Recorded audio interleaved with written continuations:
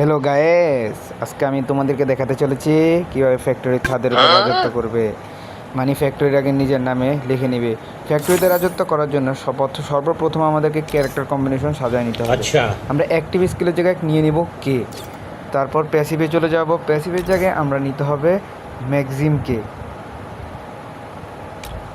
Maxim নেবার পরে আমরা নিয়ে নিব হচ্ছে ক্লা, মানে একটু ফাইট করব, ফিশ ফাইট করে আমরা পিরো প্লেয়ার হয়ে যাব।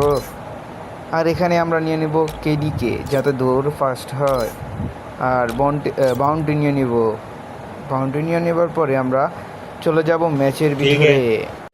ম্যাচে ঢুকার সাথে সাথে তোমরা সুন্দর করে ল্যান্ডিং করে নিবা।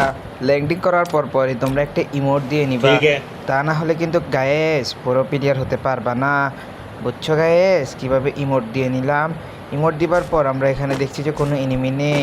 ফিশ ফাইট তাহলে আর আমাদের করা হলো না। তারপর আমরা এখান ফ্যাক্টরি থেকে নেমে যাব। নেমে গিয়ে কিছু লুটফুট করে নিব।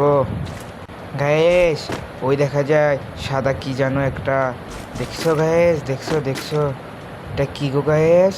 চলো দেখে আসি তো গায়েস। গায়েস সামনে দিয়ে যাব, আস্তে আস্তে করে যাই। এইটা তো ভূতের মতো দেখতে। গায়েস এটা কি? আমি তো ভয় পাচ্ছি গায়েস। ভূতে নাকি বুঝতেছি না বিষয়টা গায়েস। ও আব্বা গো, ও আম্মা গো, আমি আর কোনোদিন ফ্যাক্টরিতে রাজত্ব করতে আসবো না। আমার বারমুদা ম্যাচের ফ্যাক্টরি নামে কোনো জায়গা আছে, সেটাই মনে রাখবো না।